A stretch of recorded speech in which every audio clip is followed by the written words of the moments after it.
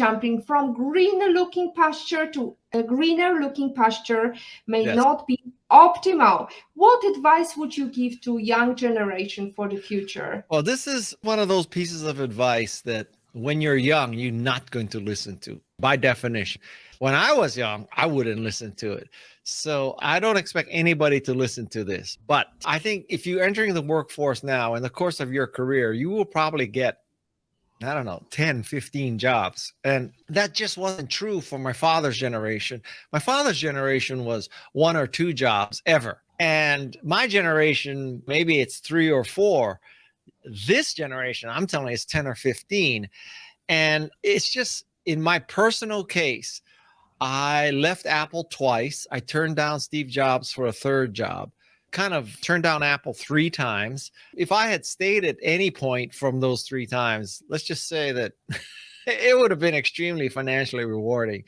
I learned a lesson that this concept that you're constantly optimizing every job position, changing every 12 months, 15 months, 5 months. It may look like everybody's doing that, and it may look like the pasture is greener and greener and greener.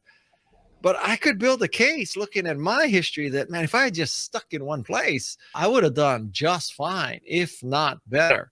So I'm not saying you should just work for one company for the rest of your life. God, no, that's not true. But I would be very careful about jumping. So like right now, let's say you're working for Netflix and there's layoffs, or you're working for some company where there's layoffs and there's all kinds of turmoil, and you're thinking, oh, there must be a better place. You might want to think about that. The grass is not always greener. Sometimes it's just better to water the grass you're standing on.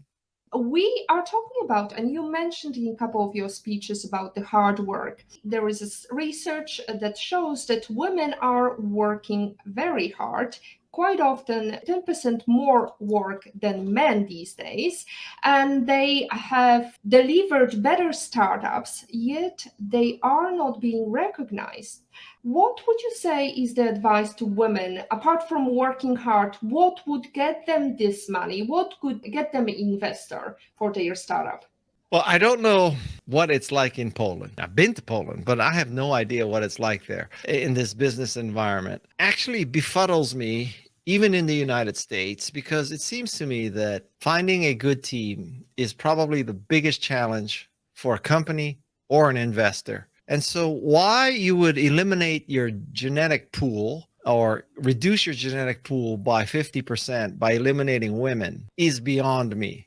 I mean, that to me is just stupid, because you should not care about the gender, race, religion, sexual orientation of an entrepreneur. All you care about is they can create a great product and create a great company. And that alone is so hard. Why are you throwing out these other externalities that really are meaningless? I think a lot of it is because, frankly, men are stupid and men are threatened, particularly in America. If you're a white man, you are really threatened. They are just trying to preserve the status quo. But let's just say the demographic trend is not their friend. Listen, the CEO of Canva is about a 34-year-old woman. So I work for someone half my age and a woman, and I'm proud of it.